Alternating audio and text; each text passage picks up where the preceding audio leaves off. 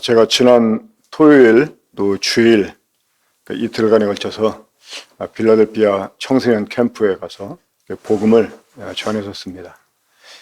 근데 양강문 형제님이 저한테 그 주제를 얘기해 줬다고 하는데 저는 그 주제를 아마 제가 그냥 건성으로 들었나 봐요. 그래가지고 전혀 못 들은 것처럼. 그래서 이제 이번에는 제가 항상 이 필라델피아 캠프 가서 복음을 전할 때마다 좀 어른들이 듣기에도 어려운 이런 내용의 것들을 이제 전했었는데, 이번에는 좀 단순하면서 쉽게, 그리고 그 하나님의 은혜에 대해서 좀 긍정적인 이러한 메시지만을 전해야 되겠다라고 이제 생각을 했거든요. 또 그렇게 준비를 하고. 근데 가서 이제 그 주제에 대해서 다시 한번 듣게 됐는데, 이 주제가 회개하라 천국이 가까이 왔느니라 라는 것이었습니다. 근데 이제 제가 그 주제를 들으면서 이 특별히 그 회개하라라는 주제는 제 전공인데 제가 학생들 캠프에서 말씀을 전할 뿐만 아니라 또 개인적인 상담을 할 때도 그 복음 내용 자체는 애들이 너무나 잘 알기 때문에 그것을 얘기해 주기보다는 아이들에게 죄에 대한 얘기와 이 회개에 대한 얘기를 집중적으로 해 주었었거든요. 그래서 부랴부랴 이제 또 다시 그 내용을 이렇게 바꾸고 그래서 이제 하나님이 내게 주신 전공을 살려서 이 회개에 대한 메시지를 이제 주로 하게 되었습니다.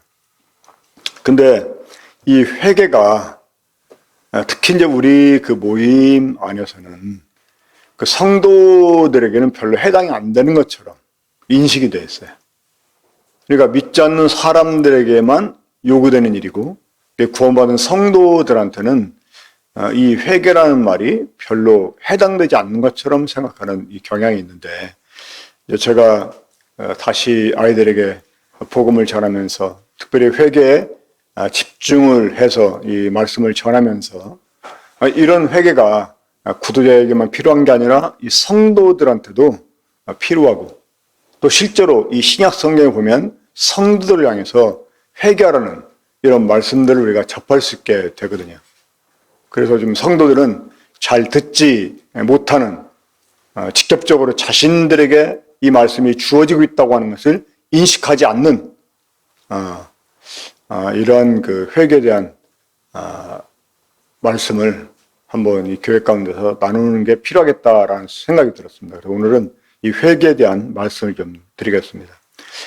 우리가 성경에서 말씀하고 있는 회개하면 크게 두 가지 측면에서 이 단어를 생각을 해야 됩니다. 첫째는 이 방향 전환으로서의 회개입니다. 이 방향 전환으로서의 회개는 이 구원받을 때 필요한 이런 회개입니다. 이 전도출판사에서 나온 책 가운데 이 단 한 번뿐인 회개라고 하는 제목을 가진 책이 있었습니다.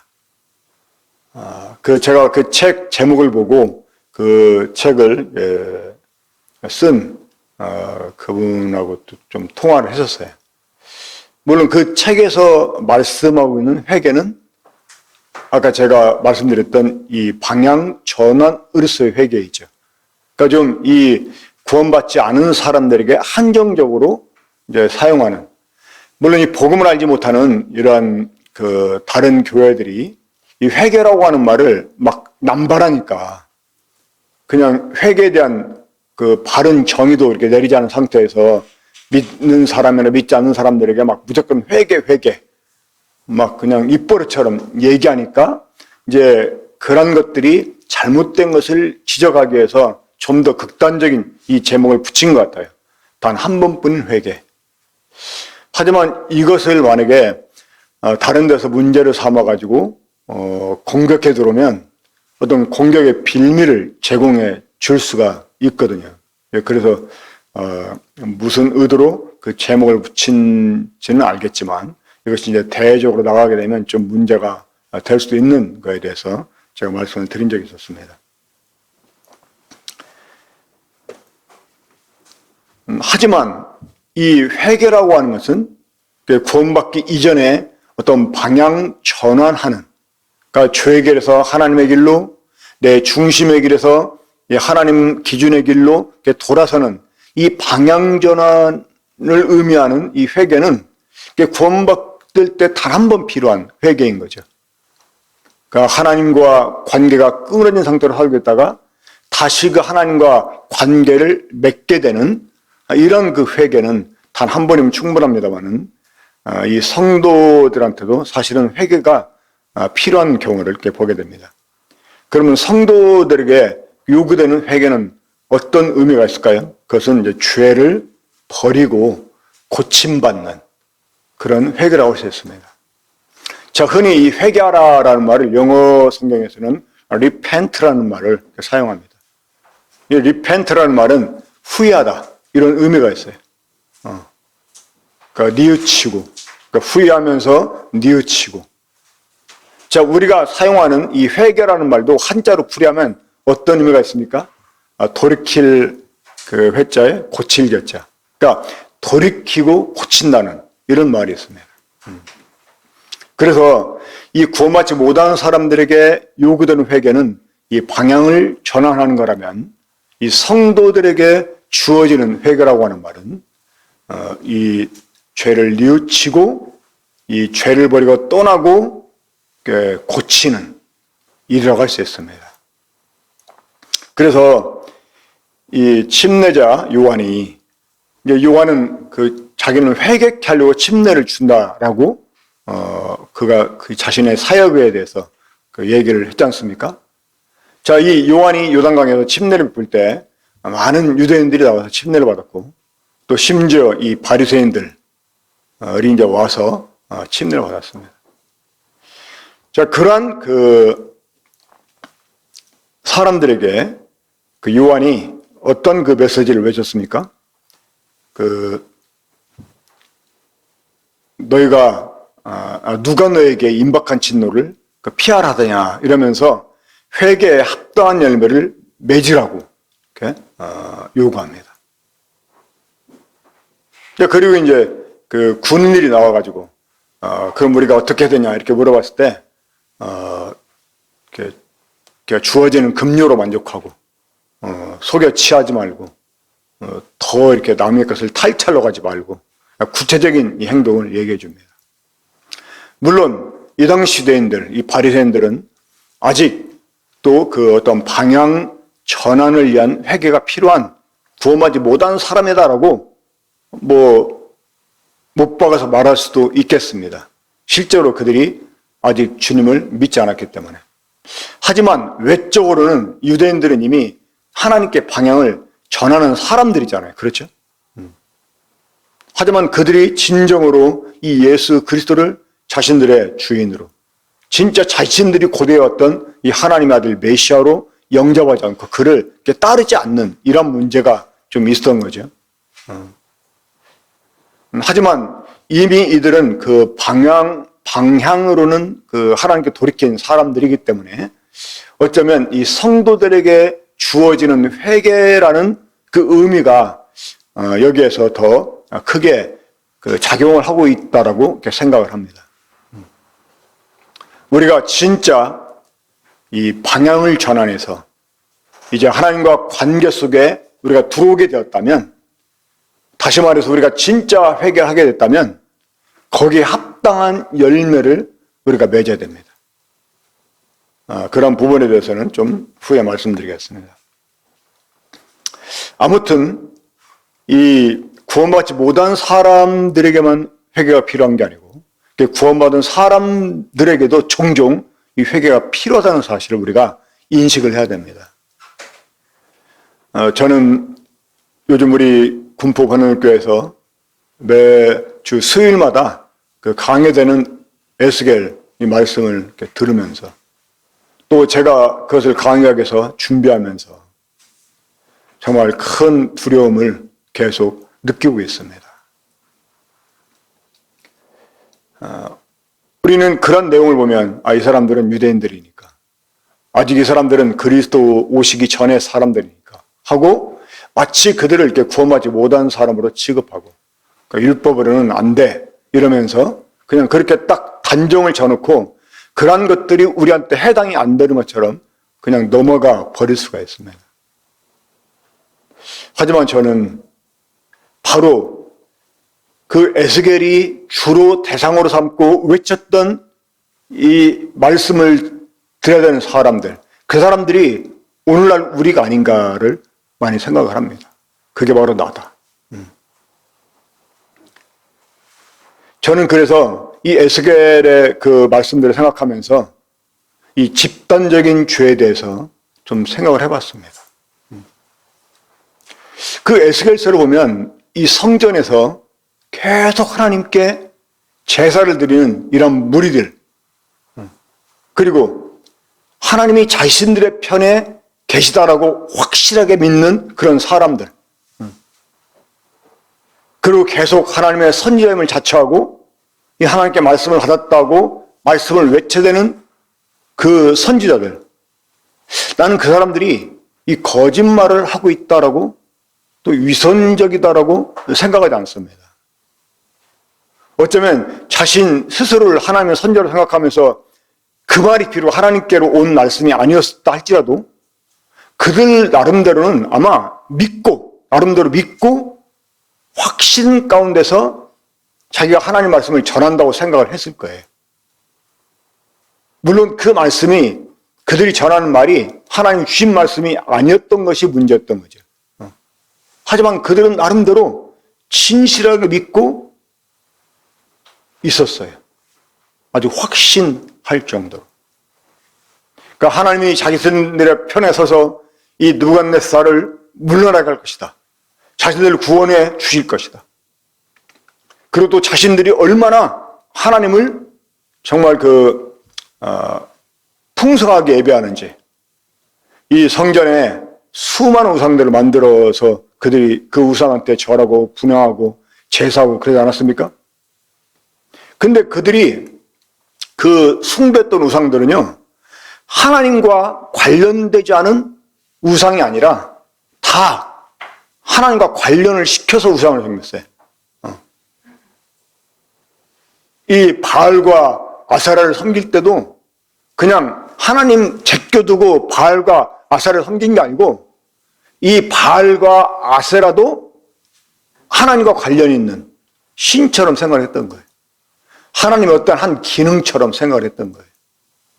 무슨 말인지 이해가 되십니까?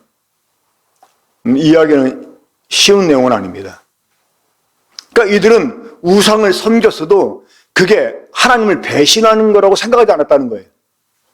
그거 역시 하나님을 섬기는 하나의 방편처럼 생각했다는 거예요. 그랬기 때문에 하나님이 보실 때는 분명한 악인데 이들은 악이라고 생각이 안 들었던 거예요. 근데 그거를 나만 그러는 게 아니라 집단적으로 모든 사람이 그렇게 하니까 그게 죄처럼 여겨지지 않았던 것입니다. 이 집단적으로, 그래서 이 팔을 만든다는 것이 그렇게 무서운 일입니다. 로마서 2장에서도 저희가 당을 지어 불의로 진리를 막는다는 말씀이 있습니다. 이 당을 지어놓고 당에서 어떤 교리를 만들고 어떤 법을 만들지 않습니까? 그러면 그것이 다른 어떤 것보다 우위에 있게 됩니다. 성경에서 분명히 이렇게 말씀하고 있는데 우리 장로께서는 그렇게 안 믿어. 그래버리면 사람들이요, 성경 그냥 무시하게 되는 거예요. 자, 분명히 성경에서 이렇게 말씀하고 있잖아요. 그러는데 우리 목사님은 그렇게 말하잖아요.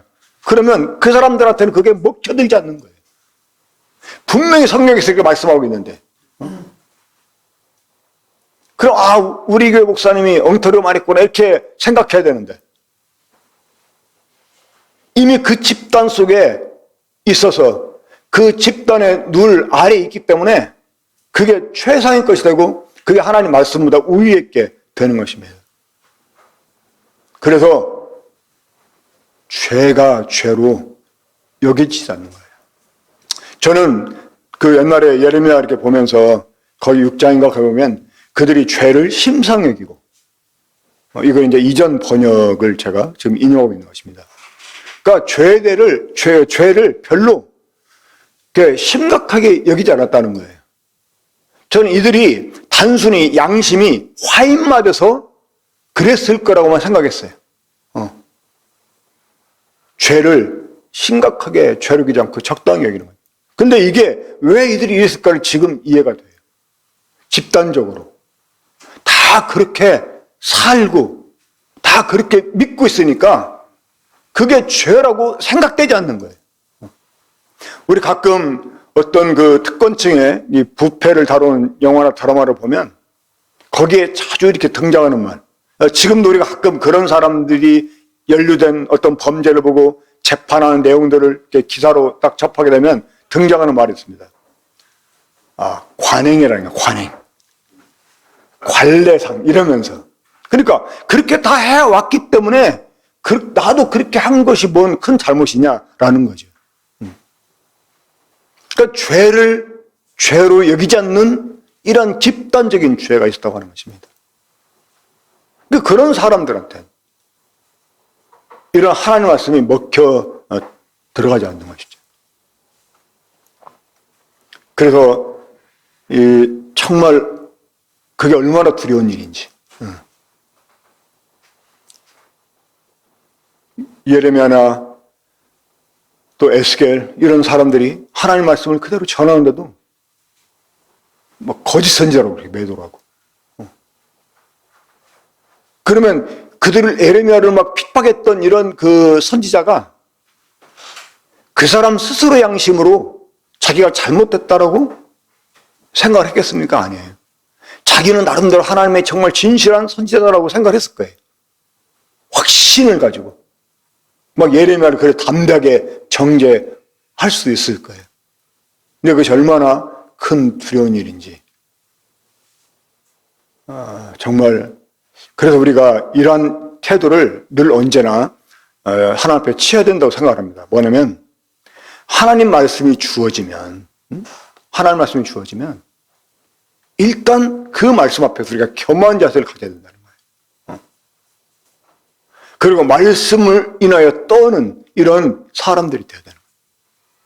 말씀에 대해서 반응하고 정말 그 말씀이 참된 말씀인가를 생각하고 들여는 마음으로 받고 그리고 절대로 우리들의 마음이 죄의 유혹으로 완악해지지 않도록 우리 스스로 우리가 그 방지를 시켜야 됩니다.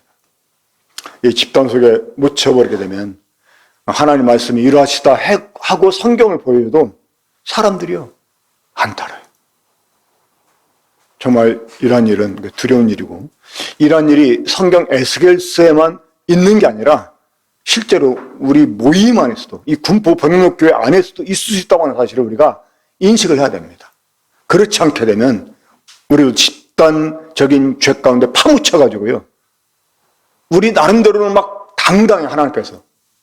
근데 나중에 주님 앞에 섰을 때 아주 주님께로부터 무참하게 멸시를 당하는 이러한 보응을 우리가 받을 수 있다고 하는 사실을 알아야 됩니다. 그래서 이 회개라고 하는 말을 우리가 좀 무겁게 받아들여야 됩니다.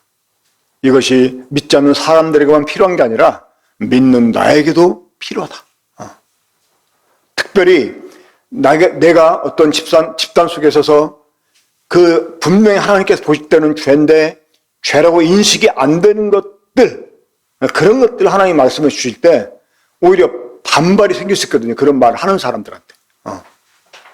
하지만 누가 됐든 하나님 말씀을 딱 말하게 되면 정말 우리가 겸허한 자세로 그 말씀 앞에 딱 엎드리고 이게 정말 그러한가라고 받고 우리가 그 말씀으로 인해서 떠는 이러한 자세를 가져야 된다고 생각을 합니다. 제가 그 빌라델피아 그 청소년 캠프에서 말씀을 전하면서 이제 그 이 회개가 왜 필요한지 또 얼마나 중요한지 이것을 아이들에게 이해를 시키기 위해서 예로 들었던 말씀이 있었습니다. 바로 창세기 3장 21절 이후의 말씀이었습니다. 자, 거기 보면 여호와 하나님이 아담과 그의 아내를 위하여 가죽 옷을 지어 입히시니라. 여호와 하나님이 이르시되 보라 이 사람이 선악을 아는데 우리 중 하나같이 되었으니 그가 그의 손을 들어 생명나무 열매 또 따먹고 영생을 까노라 하시고 여호와 하나님 에덴 동산에서 그를 내보내어 그의 근원이 된 땅을 갈게 하시니라. 이같이 하나님이 그 사람을 쫓아내시고 에덴 동산 동쪽에 그룹들과 두루도는 불칼을 두어 생명나무의 길을 지키게 하시니라. 자, 우리가 잘 아는 대로 이 창세기 3장 21절은 그 멸망할 죄인을 하나님이 대속해 주시는 그러한 말씀이라고 우리 알고 있습니다. 그렇죠?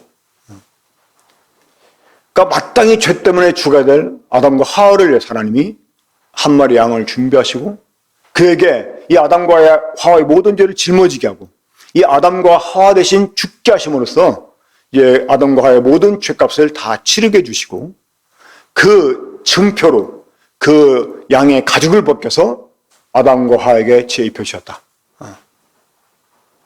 우리 다 그렇게 알고 있잖아요. 그렇죠? 그렇게 믿고 있지 않습니까? 다시 말씀드리면 이 원래 죄라고 하는 것은 인간 스스로가 해결할 수 없는 것입니다.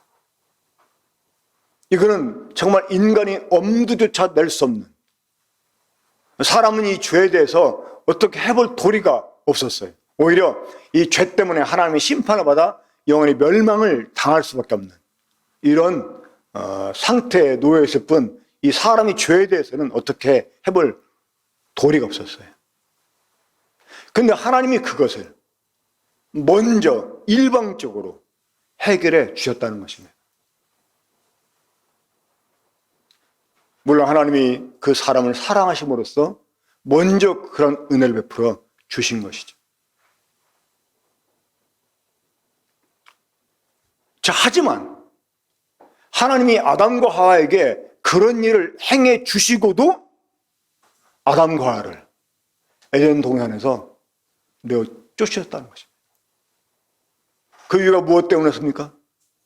그들이 선악을 하는 죄를 가졌기 때문에. 그 상태에서 생명나무 열매를 따먹고 영생할까 봐 쫓아내신 거예요. 그리고 생명나무로 오는 길목을 완벽하게 차단해 버렸습니다.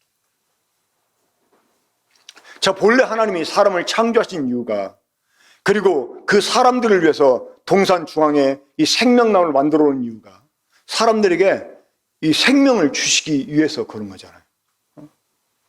그런데 이제는 사람이 그 생명나무 실과를 따먹고 영생할까 봐 쫓아내 버렸다는 거예요. 그들의 모든 죄를 단번에 대속해 주시고도 쫓아냈다는 거예요. 무엇 때문에? 선악을 하는 죄를 가지고 있었기 때문에. 제가 이런 이야기를 아이들에게 해주면서 물어봅니다. 자, 그러면 이 사람이 다시 생명나무 열매를 먹으려면 어떻게 될까? 자, 어떻게 될까요? 이 선악을 알게 하는, 줄여서 선악과라고 말합시다. 이 선악과를 먹은 사람이 다시 생명나무 열매를 먹으려면 어떻게 해야 돼요? 아이들에게 물어봐요. 어떻게 해야 되냐? 복잡하게 생각하지 말고 간단하게 생각해. 어떻게 해야 돼요? 선악과를 토해내면 돼요.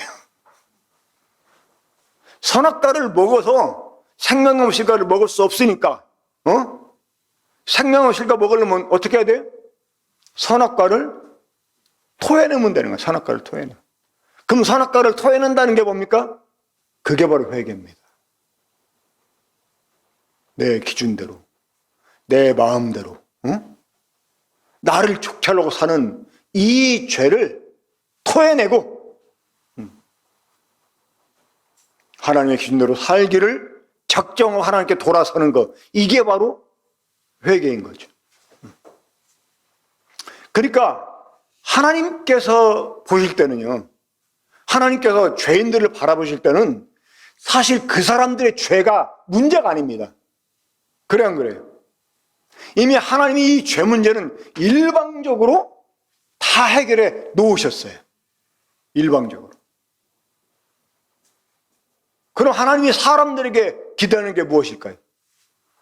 하나님이 다 이뤄놓으신 이 구원을 하나님은 사람들에게 받게 하기를 원했습니다. 그런데 쫓아냈어요. 무엇 때문에? 선악을 하는 죄 때문에. 그러면 하나님이 그 사람들에게 바라시는 게 있다는 것입니다. 그렇죠? 원래 생명나무 열매를 하나님 만들어 놓았잖아요. 그걸 먹고 영생하게 하려고 생명나무 만들어 놓으셨잖아요. 근데 하나님이 그런 사람을 위해서 가죽옷을 지어 입혀 죽어도 내쫓았다는 거예요. 이건 하나님의 메시지입니다. 이제 하나님이 구원을 위해서 다 이뤄 놓으셨으니까 너희가 이것을 누리려면, 받으려면 어떻게 해야 된다? 회개해야 된다. 회개를. 이 선악과를 토해놓고 생명나무 열매를 먹을 준비를 해야 되는 것입니다. 그러니까 지금도 하나님께서 사람들에게 바라시는 게 있잖아요. 바로 회개입니다. 물론 이런 회개를 위해서는 자기가 죄인인 것을 깨달아야 되겠죠. 또 설령 죄인들이 죄를 깨닫고 회개하려고 해도 이 죄 문제를 뛰어넘지 못하면 하나님께 나아갈 수가 없죠. 근데 이제 하나님이 이 죄 문제를 다 해결해 놓으셨다는 사실을 알게 됨으로써 이 회개를 하게 되면 자동적으로 이제 이 하나님의 은혜 속에 믿음으로 들어오게 될 수 있는 것입니다. 그러니까 이 사람들이 범죄한 이후에 하나님께 이 사람들이 정말 갖고 있는 진짜 문제는 이 죄의 문제보다, 그러니까 죄가 문제가 안 된다는 게 아니고 사실은 죄가 가장 큰 문제죠. 근데 이 가장 큰 문제인 죄를 하나님 스스로 다 해결해 놓으시고 사람들에게 진짜 바라는 게 있다는 것입니다. 그게 바로 뭐라고요? 회개라는 것입니다. 회개. 그래서 어떻게 보면 우리가 복음을 전할 때 사람들에게 믿음도 믿음이지만 이 복음을 깨닫고 하나님의 은혜와 사랑을 깨닫고 이 믿고 구원을 받게 하는 것도 중요하지만 무엇보다 이 회개를 우리가 그들에게 촉구를 해야 됩니다. 이 회개를 촉구하려면 이 죄가 무엇인지 그들이 분명하게 알게 해줘야 되고 그들이 또한 죄인이라는 것을 분명히 알게 해줘야 되겠죠. 자, 이렇게 해서 우리가 이제 이 방향을 전환을 했어요. 그리고 하나님과 관계 속에 들어왔습니다. 단 한 번뿐이라고 말했던 회개에 우리가 이르게 되었어요. 베드로가 고넬료의 집에 가서 이방인들에게 복음을 전했을 때 말씀을 듣는 사람들에게 하나님의 성령이 임했습니다. 이미 하나님이 먼저 그들에게 성령으로 침례를 베푸시는 것을 베드로가 보고 그들에게 또한 물로 침례를 베풀었습니다. 자, 이런 그 간증을 예루살렘에 돌아가서 예루살렘에 있는 교회 장로들에게 말했을 때 이런 베드로의 간증을 들었던 예루살렘 교회 유대인 장로들이 뭐라고 고백했냐면 하나님께서 이방인들에게도 구원에 이르는 회개를 주셨도다 라고 말했어요. 그러니까 하나님께서 회개를 주셨다는 것입니다. 자, 이러한 방향을 전하는 회개, 이런 회개를 우리가 이미 가졌고, 그렇죠? 이제 그리스도 안에서 하나님과 관계를 우리가 맺게 됐어요. 자, 그러면 이런 사람들에게 회개가 필요 없느냐? 그렇지 않죠. 여전히 이런 우리들에게 물론 회개가 너무나 많이 요구되는 이런 생활하는 거, 이것도 문제가 됩니다. 문제가 되는데 하지만 그럼에도 불구하고 우리가 때로 이 회개가 필요한 이런 상황 속에 놓여질 수 있다고 하는 것입니다. 물론 이 말씀도 우리 주님이 유대인들에게 하신 말씀입니다만 누가복음 6장 46절에 너희는 나를 불러 주여 주여 하면서도 어찌하여 내가 말하는 것을 행하지 아니하느냐. 사실 유대인들에게만 해당되는 말씀은 아니잖아요. 그렇죠? 저는 사실 우리 군포 번영교회 몇몇 성도들을 생각하면 정말 막 마음이 굉장히 무거워집니다. 어쩌면 오늘 이 말씀은 그런 문들을 의식해서 더 제가 나누기를 원하는지 모르겠습니다.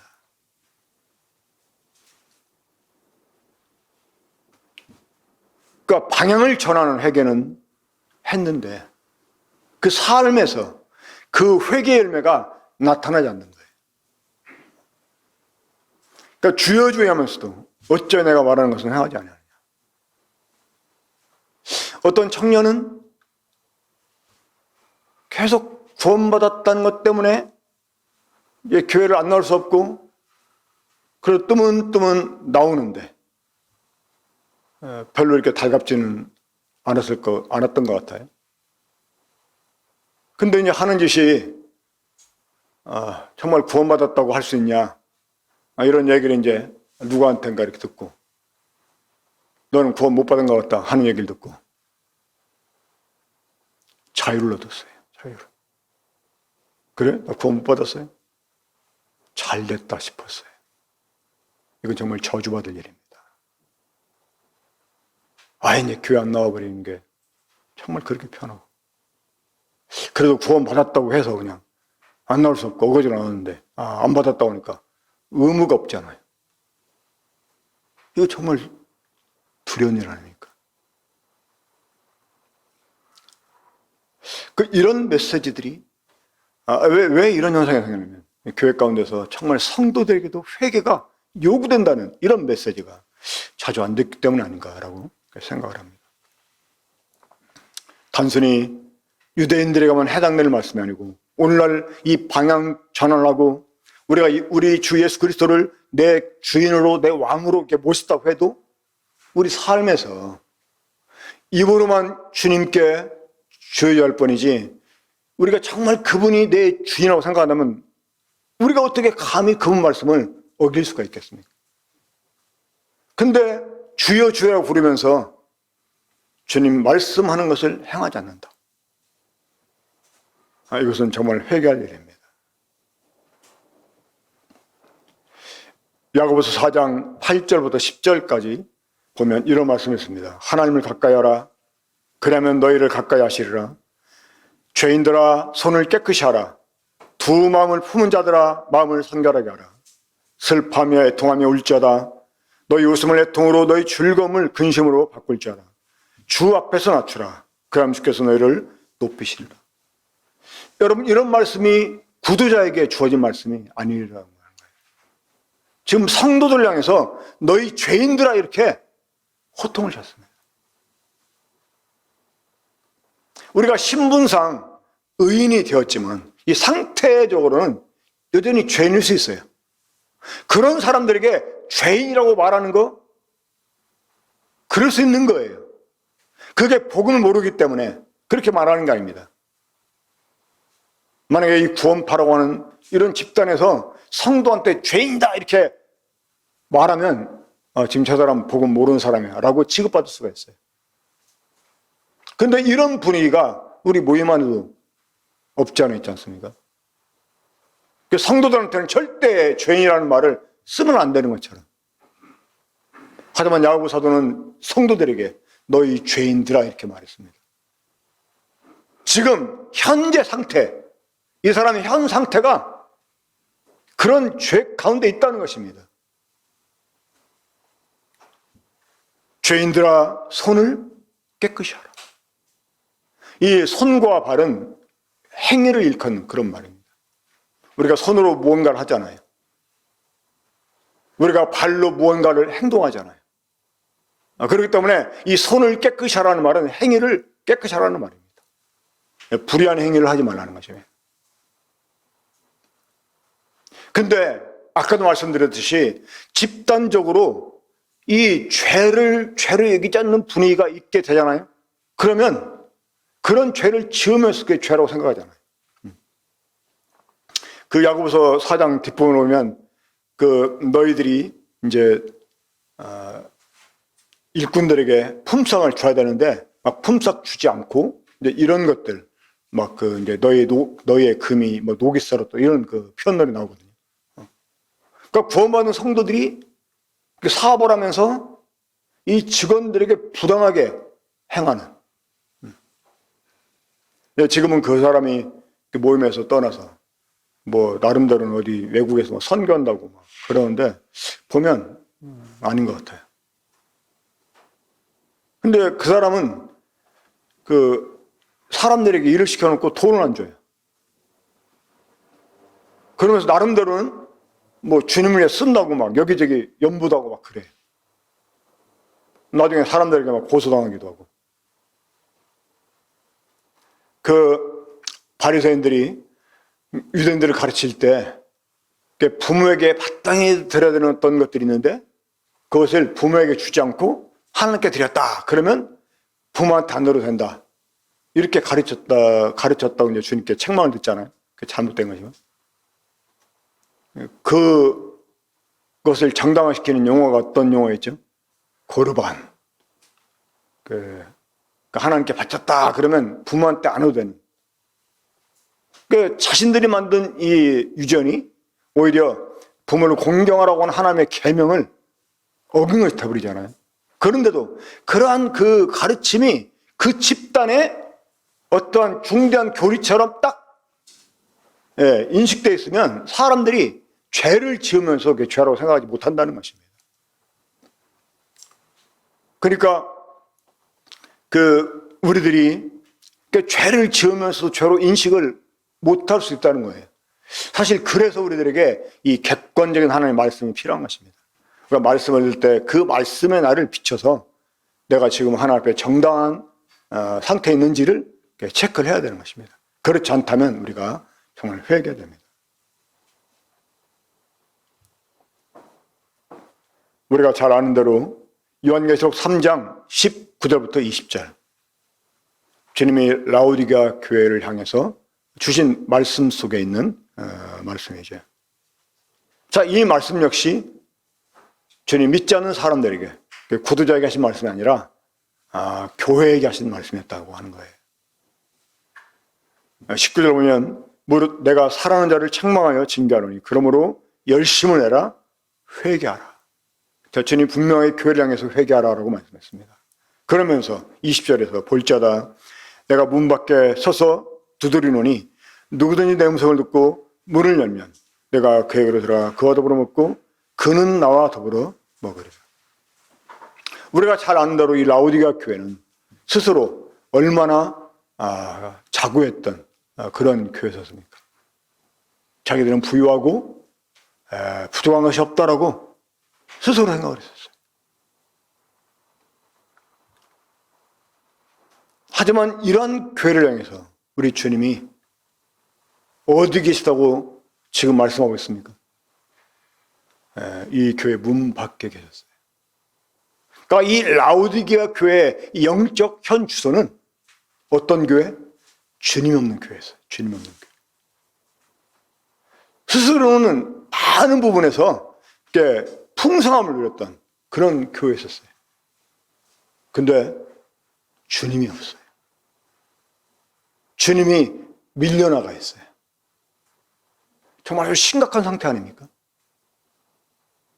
주님은 이러한 교회를 향해서 어떠한 경고를 했습니까? 내가 너를 토하여 내치겠다라고까지 표현했습니다. 얼마나 큰 위기입니까? 근데 이런 그 위기 가운데 있음에도 전혀 이들은 그것을 인식하지 못했다는 거예요. 이건 역시 이들이 바로 집단적인 죄 가운데 있었기 때문에 그런 것입니다. 그러니까 주님이 보실 때는 정말 심각하잖아요. 그렇죠? 근데 본인들은 몰라요. 그런 인식 자체가 없어요. 이러한 교회를 향해서, 이러한 성도를 향해서 회개를 촉구하는, 그들의 죄를 책망하는 일이 필요한 것입니다. 우리는 때때로 책망을 들을 때 정말 겸손하게 그걸 받아야 될 필요가 있습니다. 주님은 사랑하는 자에게 책망한다고 말씀하시고 징계하신다고 말씀하시고 그러면서 회개하라고 그들에게 촉구하셨습니다. 자, 이제 마지막으로 디모데 후서 2장 25절 26절 말씀 제가 읽어드리겠습니다. 이 거역하는 자를 오념으로 훈계할지니 곧 하나님이 그들에게 회개함을 주사 진리를 알게 하실까 하며 그들로 깨어 마귀의 울매에서 벗어나 하나님께 사로잡힌 바 되어 그 뜻을 따르게 하실까 하니라. 우리가 잘 아는 대로 이 디모데 전후서는 목회서신입니다. 사도 바울이 디모데를 어떤 한 지역에 떨어뜨려 놓고 거기에 세워진 교회를 돌보겠습니다. 그 어린 이 젊은 목회자에게 어떻게 하나님의 집인 교회에서 목회를 해야 될지를 교훈하기 위해서 이 디모데 전후서를 사도바울이 보냈었습니다. 그가 보낸 이 두 번째 편지 디모데 후서 2장에서 이 교회 안에서 이 진리를 따르지 않고 이 자기를 고집하면서 말을 듣지 않는 이런 사람들을 어떻게 처리해야 되느냐 하는 문제를 다루기 위해서 지금 이 말씀을 해주고 있습니다. 이제 이 거역하는 자를 온유함으로 훈계하라. 여기서 이 온유함으로 훈계하라는 말은 이제 인격적으로 그 사람이 어떤 모독을 받는 것처럼 생각하지 않게, 그래서 그 감정이 상하지 않게 하라는 말이죠. 그러니까 분명하게 이 다뤄야 될 것들은 우리가 다룹니다만은 이 태도에 있어서 인격적인 모독감을 느끼지 않게 우리가 이제 온유하게 해야 된다는 것이죠. 왜? 하나님이 그들로 하여금 회개함을 갖게 해주셔서 그들이 이 진리를 깨닫게 되고, 그래서 자기가 잘못됐다는 것을 알게 되고, 그래서 이 마귀의 올무에서 벗어나서 이제 하나님께 살아뿐만 그 하나님의 뜻을 따를 수 있게 하나님이 하시기 때문에 이제 그런 때 온유한 태도를 해가지고 감정적으로 어떤 상처가 없다면 하나님이 그런 회개를 주셨을 때 이 사람이 다시 교회로 돌아올 수 있지만 막 감정적으로 상하게 하면 나중에 자기가 잘못됐다는 것을 깨달아도 돌아오기가 쉽지 않다는 것이죠. 무슨 말인지 이해가 되시죠? 그러니까 내가 잘못됐다고 이제 인정은 되지만 그때 막 너무나 받은 상처가 커가지고 그 사람 다시 보고 싶지 않아. 그러니까 이제 그거를 이제 미연에 방지하기 위해서 온유함으로 이제 징계하라고, 훈계하라고 이렇게 말씀하고 있습니다. 자, 근데 그게 중요한 게 아니고 여기서 성도라도 제대로 알지 못해서 자기를 고집할 수 있다는 것이에요. 이제 그러다 보면 마귀가 틈타가지고 그 사람 마음을 더 완고하게 할 수 있다는 것입니다. 아무리 누가 권면해도 막 안 들어요. 근데 나중에 하나님께서 그 사람에게 회개함을 주실 때가 있다는 거예요. 회개함. 그러니까 제가 지금 이 말씀을 드리는 이유는 성도에게도 회개가 필요하다 하는 것을 말씀드리기 위해서 그런 것입니다. 그러니까 성도라도 때때로 어리석게 막 고집 부릴 때가 있다는 거예요. 그래가지고 막 마귀가 틈을 타. 그러니까 우리가 뭐든지 적당히 하는 게 필요해요. 적당히 하는 게. 그러니까 분을 내도 해가 질 때까지 그 분을 품지 말라고 그랬지 않습니까? 왜? 적당히 하고 끝내야지 계속하면 마귀가 틈탑니다. 베드로 전서 5장에서 마귀를 가리켜서 어떠한 존재라고 표현했습니까? 우는 사자처럼 자기가 삼킬 자를 두루 찾으러 다닌다고 그랬어요. 욥기에서도 하나님이 사탄에게 네가 어디에 샀냐 물어보니까 온 땅을 두루 다니다가 왔다고 이렇게 표현합니다.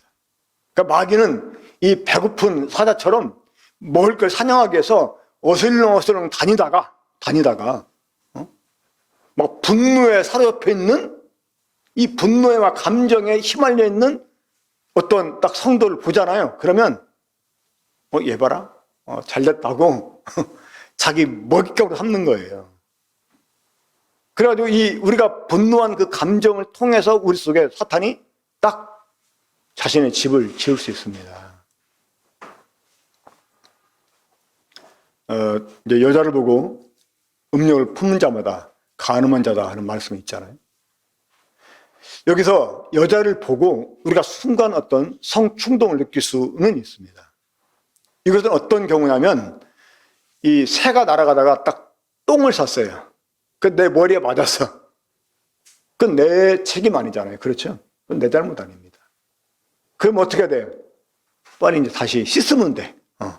그러니까 어떤 이성을 보고 딱 성충동을 느꼈다. 그러면 그게 내 속에 들어오지 못하게 거절하면 돼요. 근데 새가 내 머리에 막 집을 지려고 그래. 내버려뒀어. 그래 드디어 집이 지어졌어요. 그건 누구 책임입니까? 내 책임인 거예요. 그러니까 그거를 품는 거, 이게 문제라고 하는 거죠. 우리가 때때로 분노할 수 있어요. 우리가 어떤 붐을 막 품을 수도 있어요. 그런데 그걸 너무나 오래 품지 말라는 것입니다. 왜? 사탄이 틈탈 수 있다는 거예요. 이 사탄의 틈타는 어떻게 되는 줄 아십니까? 이제는 내가 풀려게 돼요. 이게 안 풀어집니다. 분이. 분명히 내가 생각해도 이게 잘못된 것 같은데 이러면 안 되는데 안 돼요. 잘. 이게 이제 마귀의 올무에 딱 사로잡힌 거예요. 물론 그렇다고 해서 우리가 이 마귀와 더불어 영혼의 멸망을 당하는 거 아니죠. 하지만 이 성도에게도 사탄이 틈탈 수 있다. 이 성도도 사탄의 올무에 잡힐 수가 있다. 그래서 계속 마음이 완악해진 상태에서 죄를 범하고 그럴 수 있다는 거예요. 자, 그런 사람들에게 뭐가 필요하다고요? 회개가 필요해요. 회개가. 때로는 내 잘못을 아는데 회개가 안 될 수가 있습니다. 이 사탄이 틈타서. 그럴 때 우리 기도해야 돼요.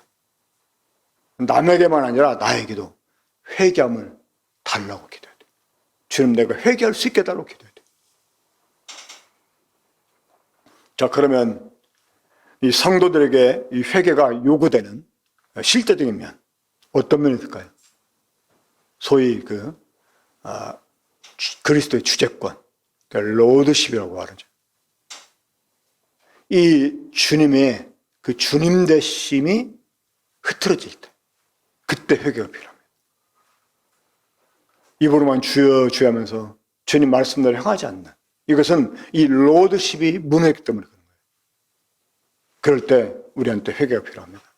또 우리들의 삶이 성도답게 살지 못하고 흐트러진 삶을 살아요. 그럴 때도 회개가 필요합니다. 이때는 이제 어떤 방향 전환보다는 이 개선하는 일이 필요하죠. 그리고 또 하나, 우리들의 그 마음의 중심의 이 시선, 이 중심의 관심사가 흐트러졌을 때, 그때 이 회개가 필요합니다. 시편 119편 36절, 37절 보면 내 마음을 주의 증거들에게 향하게 하시고 탐욕으로 향하지 말게 하소서. 내 눈을 돌이켜 타는 것을 보지 말게 하시고 주의 길에서 나를 살아나게 하소서 하는 말씀이에요. 제가 이 젊은 날 제주도에 이제 이 장로교에서 목회할 때 사실 뭐 그냥 이 세상적으로 살아가기에는 별로 이렇게 부족한 게 없었습니다. 제가 그때 이 전도사로 있었지만 어제가는 교회 목사보다 많은 이런 사례비를 받고 목회를 했었기 때문에 어떤 면에서는 뭐 부족한 게 없었어요. 근데 영적으로는 참 늘 빈곤했었어요. 그래서 아마 수시로 제가 거의 막 2달에 한 번씩 서울에 올라와 형제들을 만나고 그랬던 것 같아요. 그때 이제 한 2년 정도 지났을 때였는데 하나님이 이 말씀을 저에게 주셨어요. 제가 이 말씀 가지고 노래도 만들었어요. 그리고 혼자 이렇게 흥얼거리고 특별히 기도하기 전에 내가 만든 이 노래를 부르면서 내 마음을 하나님께로 향하고, 근데 결국 이 말씀 때문에 제가 이 제주도에서 목회를 그만두고 서울로 올라오게 됐어요. 우리들의 그 마음이 주님께 그 시선이 이렇게 고정되지 않고 이 시선이 흐트러져서 다른 것들에 주목해서 살게 되고, 그럴 때 우리에게 진짜 이 회개가 필요합니다. 저는 이 21년도 이제 9월, 10월, 11월, 12월 넉 달밖에 남지 않았는데 이 넉 달 동안 제 개인적으로 이 사역 방향을 성도들 하여금 회개케 해서 그 마음의 시선을 하나님께 향하게 하는 것. 여기에 좀 들려고 합니다. 그래서 이 영적 진보가 실제로 나타나게 되는 이러한 정말 교회가 되도록, 그러한 성도들이 되도록 제가 사역에 좀 집중을 하려고 합니다. 이 남은 기간 동안. 누가복음 1장 16절, 17절 보면 침례자 요한의 그 사역에 관련해서 이런 말씀이 있어요. 이스라엘 자손을 주 곧 그들의 하나님께로 많이 돌아오게 하겠습니다. 그가 또 엘리야의 심령과 능력으로 주 앞에 먼저 와서 아버지의 마음을 자식에게 거스르는 자들을 의인의 슬기에 돌아오게 하고 주를 위하여 세운 백성을 준비하리라. 그 하나님께 또 이 교회에 관심을 두지 않고 엉뚱한 데 관심을 두고 사랑하는 이런 성도들, 그런 성도들을 보면 생각하면 참 마음이 무겁습니다. 이제 이 코로나 기간이 길어지다 보니까 이제는 예배도 소홀히 하고 아예 줌이나 유튜브로도 들어오지 않는. 사실 제가 가끔 예배 시간에 이제 화면에 비춰진 줌 화상 보기도 하고 또 유튜브를 이렇게 체크도 합니다. 혹시 이 줌에 못 들어온 분들이 유튜브로 들어오지 않았나 보면 유튜브에도 사실은 1명, 2명 예배 시간에 그렇게 딱, 그러면 거기서 내가 지금 체크하려고 들어와 있으니까 그 중에 1명이 또 나예요. 하나 빼면 없어요.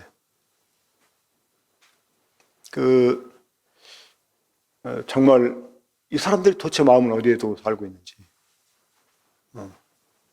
사실 그런 사람들에게 진짜 회개가 필요한 것입니다. 회개해야 됩니다.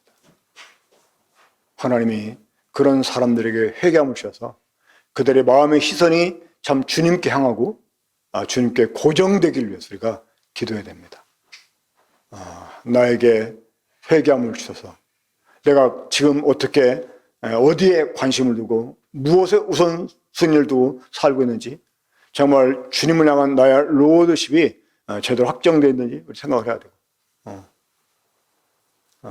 정말 내게도 지금 어떤 회개할 부분이 있지 않은가 생각을 하면서 주님 앞에 떠는 심령으로 겸한 심령으로 우리가 우리 자신을 돌아오면서 이 말씀을 이렇게 받았으면 좋겠다라고 생각을 합니다. 기도하겠습니다. 아버지 하나님, 주님 앞에 우리가 참 숨김없이 고백하기는 우리들에게 회개함이 필요하다는 것이옵니다. 주님, 저희들에게 회개함을 주시옵소서. 저희가 무엇이 문제인지를 바로 알게 해주시고 그리고 하나님의 참다운 진리를 우리가 정말 이해하고 그 주님이 보여주시는 진리에 비추어서 우리를 고쳐가게 되기 원합니다. 그리고 우리가 어리석어서 고집부리고 또 나름대로 확신 가운데 있는 이 중에도 우리가 혹 사탄에게 참 틈탈 기회를 줘서 오랫동안 머물러 있는 그런 자리일 수도 있다는 사실을 정말 깨닫게 해주시고 그러니까 우리를 고집하지 않게 해주시고 말씀하시는 하나님 말씀 앞에 정말 우리가 진솔하게 우리 자신을 내려놓고 우리가 진정한 회개로 우리 자신을 고쳐가게 되기 원합니다. 그래서 정말 주님이 주도하시는 우리가 되게 해주시고 우리의 삶 가운데 확실한 이 로드십이 확정이 되고 질서 있는 이런 삶이, 규모 있는 삶이 나타날 수 있게 주시기 원합니다. 주신 말씀 인하여 감사드리오며 주 예수 그리스도 이름으로 기도합니다. 아멘.